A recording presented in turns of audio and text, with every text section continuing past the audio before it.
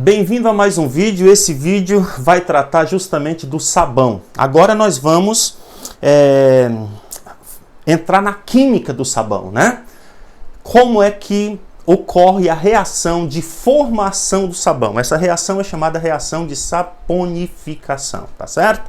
Bom, quando e como surgiu o sabão? Não temos certeza, né? Não há, assim, um registro histórico de que confirme, né? Que aponte para um determinado momento histórico em que o sabão foi inventado, foi descoberto, enfim, né? Mas existe lógica na lenda do Monte Sapo, né? Esse Monte Sapo é um monte ali em Roma, né? Um dos montes, ali tem vários montes. E o que acontece? Era um monte onde se faziam cultos, né, pagãos, né? E isso acontecia muito na antiguidade, na Roma, acontecia isso na Babilônia, acontecia isso, enfim, né, no povo gentil, de uma forma geral, ofereciam sacrifícios de animais, né? E ali a gordura era queimada, né? O fogo era fogo a lenha, portanto se formava ali cinza, né? E então o que acontece? O que a lenda do Monte Sapo coloca? Que lá no Monte Sapo havia ali um altar de sacrifício, onde animais eram sacrificados aos deuses, e era constante isso, né? E aí, veja, a cinza se misturou com o sebo dos animais, né? E ali, sob aquecimento, quando vinha a chuva carregava do monte até o rio, né? O rio Tibre, ali embaixo. E as mulheres que iam ali no rio para lavar as roupas, perceberam que aquela pasta formada pelo sebo e a cinza que era arrastada lá do monte, que ficava por ali nas margens do rio, ela era eficaz para limpar os tecidos, né? Então ali teria surgido o sabão, né? Então é uma lenda, mas que faz sentido. Por quê? Porque o sabão nada mais é do que uma reação química que vai acontecer envolvendo um sebo, envolvendo uma gordura, envolvendo um óleo. Então aqui eu coloco para o nosso conhecimento a fórmula dos ácidos graxos mais comuns. O que é um ácido graxo? O ácido graxo é um ácido de cadeia longa, né? É um ácido orgânico de cadeia longa. Então aqui você tem alguns que são a partir de 12 carbono, né, até 18. Então você tem o láurico, você tem o mirístico, o palmítico, o esteárico, o oleico e o linoleico. Então qual é um que é bastante usado? É o esteárico. O esteárico ele está presente no sebo dos animais em uma quantidade bem significativa, né? 14% do sebo da vaca é este ácido, né? Este ácido que é o esteárico. Então ele é bastante utilizado na produção de sabão, mas se pode usar ali a gordura banha de porco, pode usar, enfim, qualquer gordura animal pode ser usada. Veja, né, que o óleo de oliva tem 80% de ácido oleico. Claro que é muito mais barato você fazer sabão, né, com sebo de vaca, que, digamos assim, é um produto que vai ser descartado mesmo, porque é gordura pura, não vai ser vendido, né, do que usar óleo de oliva, azeite de oliva para fazer sabão. Mas dá para fazer? Dá para fazer também, né, porque você sabe que, olha quanto aqui, ó, o ácido oleico tem 80% no óleo de oliva, mas tem 49% no sebo da vaca, portanto, dá para fazer com ácido oleico também, né? Mas e aí, professor, é diferente? Não, não é diferente, é a mesma substância química, só que aparece no azeite de oliva e no sebo da vaca, né? É a mesma substância, tá bom? Então, sempre envolve um ácido oleico, aliás, um ácido graxo de cadeia longa, tá certo? Muito bem, então aqui você tem a fórmula de um sabão, né? Esse aqui é justamente o ácido esteárico que foi utilizado, e aqui já está na forma do sabão, estereato de sódio, né? Esteariato de sódio. Então a gente já vê aqui que isso é um sal orgânico. É um sal orgânico, né? Então, para que este ácido se transformasse num sal, ele precisou reagir com uma base. No caso aqui, o hidróxido de sódio, né? O hidróxido de sódio, tá certo? Então, os metais alcalinos, né? Do qual o sódio faz parte desse grupo, né? Está justamente na cinza. Por isso faz sentido a lenda do Monte Sapo, né? De que o sabão possa ter sido descoberto graças ao sacrifício de animais que era feito ali. O sebo do animal acabava se misturando com as cinzas quando chovia, ou sobre o altar era colocado água, enfim, aquilo ali formava aquela pasta ali e aí resultava no sabão, né? Aqui você tem, por outro lado, um detergente. E aí você verifica o seguinte, que o detergente, na verdade, os sabões, todos eles são derivados de um ácido natural, né? De um ácido de cadeia longa, um ácido natural, vindo ou dos óleos ou das gorduras saturadas dos animais, né? Então, saturada, você vê aqui, né? Cadeia, né? Tudo saturada. E aqui o que acontece? Você tem um detergente que ele é derivado do petróleo, né? Tá certo? Então aqui já ele vem do ácido sulfônico, não vem de um ácido carboxílico, tá certo? E assim a gente vai conhecendo um pouquinho do sabão, né? Uma coisa interessante é que os sabões, todos eles são biodegradáveis. Todos eles. Então eles são vindo lá veja, essa cadeia aqui é a cadeia do sebo, é a cadeia do sebo, né? É o ácido esteárico, né? Aqui só vai ter, a única diferença aqui é que esse sódio aqui, se ele cair dentro d'água, o sódio sai e vai ficar só essa cabeça aqui polar, o resto é a cadeia do ácido, né? Então esse cara aqui, ele já todos eles são biodegradáveis. Isso tem uma coisa boa, né? O fato deles serem comidos por bactérias, isso significa que a vantagem é que o sabão ele é degradado no ambiente, né?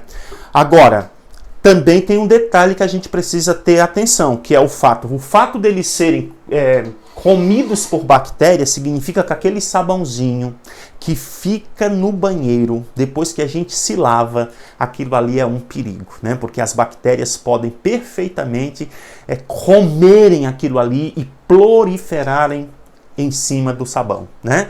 Então, ó, sabão, chegou no banheiro, tem lá um sabão abandonado, não pode usar, né? Você vê que ele acaba amolecendo, né, com o tempo. Então, você não pode nem chegar perto daquilo ali, porque as bactérias estão comendo aquilo ali tá cheio de bactéria. Então, em vez de limpar o seu corpo, suja mais o seu corpo.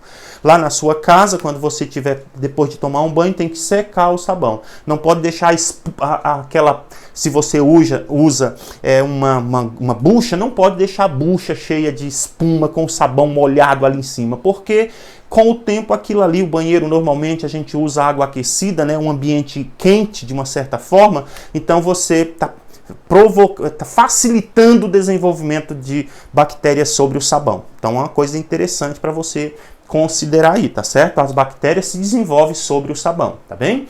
Muito bem. Bom, então aqui você tem um detergente. Esse detergente aqui ele é biodegradável, né? Então como é que eu vou saber se o detergente ele é biodegradável? Como é que eu sei que é um detergente? Primeiro, ele vem do ácido sulfônico, né? O ácido sulfônico, tá? Ele não vem do ácido carboxílico, né? Ele vem do ácido sulfônico.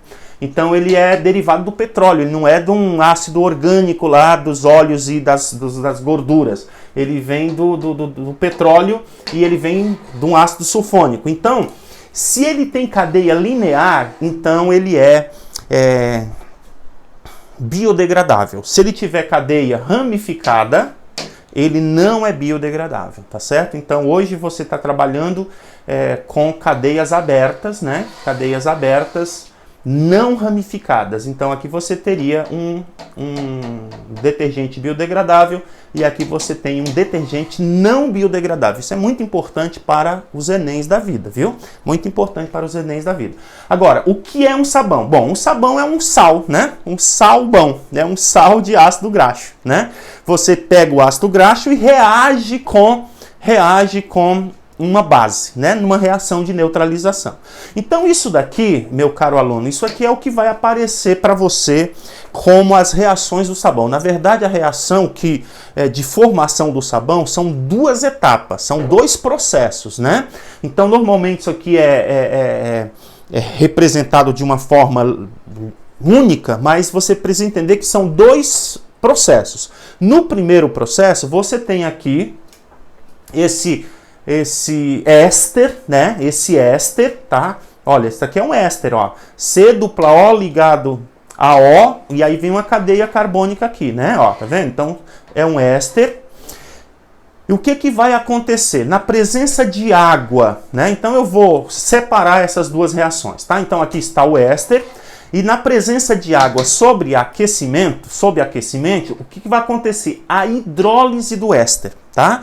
Então, o que é a hidrólise do éster? O éster vai se quebrar, tá? E aonde é que vai acontecer a quebra do éster? Justamente nesta ligação aqui. Então, esse pedaço aqui, com 3 carbonos, vai se separar, tá bom? Tá? Vai se separar. E os grupos OHs da água vão se juntar aqui. E os Hs da água vão se juntar aqui, tá? Então, o que eu vou formar aqui? Eu vou formar um triálcool, né? Um triálcool, que é o nosso glicerol, a glicerina, tá? Vai se formar aqui, então, e 3 moléculas de ácido, tá? Olha só. Então, aqui, os OHs vão entrar aqui, né? Formando a glicerina. E os Hs vão entrar aqui formando moléculas de ácido, né? Ácido carboxílico normal, tá bom? Ácido carboxílico. Claro que esse R1 aqui é uma cadeia carbônica com pelo menos 10 átomos de carbono, né? Pelo menos 10 átomos. É uma cadeia comprida lá, tudo bem, né? Muito bem, aí o que acontece? Essa glicerina é retirada do ambiente. Glicerina é uma substância muito importante para a indústria de cosméticos. Por quê? Por quê? Por causa que ela tem isso aqui é o propanotriol, né? Propanotriol é um triálcool, é uma molécula polar. Esses grupos OHs aqui gostam de água, né? Gostam de água, são grupos polares. E quando na pele da gente, o que acontece? Ela se gruda, gruda na água, né? Gruda na água da atmosfera, fazendo com que essa água se mantenha sobre a superfície da pele, né? Então ela é um umectante. Inclusive, a glicerina é usada na indústria de alimentos como umectante. Então, se você olhar ali no rótulo dos alimentos, alguns alimentos, inclusive do chocolate, é capaz que você veja lá o glicerol, né? Ou a glicerina. Por quê? Porque ela é utilizada para deixar o alimento úmido. No chiclete deve ter isso daí. Então, uma série de alimentos que precisam ser mantidos úmidos, com umidade, é colocado aqui a glicerina, tá certo? Muito bem. Então, ela é retirada e segue lá os seus usos, né, na indústria de cosmético e outros mais. E aí estes ácidos aqui, ó, esses ácidos carboxílicos, você coloca para reagir com soda cáustica, né? Com soda cáustica. Então aqui o hidróxido de sódio, então vai reagir com as moléculas de ácido numa reação de neutralização, tá certo? De neutralização. O OH vai se juntar com o H para formar água, tá certo? Então o OH se junta com o H para formar água. E o Na, o cátion, se junta com o ânion aqui para formar o sabão, tá certo? Então vai dar origem ao sabão. Então o Na se junta aqui ao O, tá certo? De onde saiu o H, porque o H vai se juntar com o OH para formar água, ok? Então, o OH se junta com o H e forma água, e o Na se junta aqui para formar o sabão, tá certo? Então, é isso que acontece para a formação da reação de sabonificação.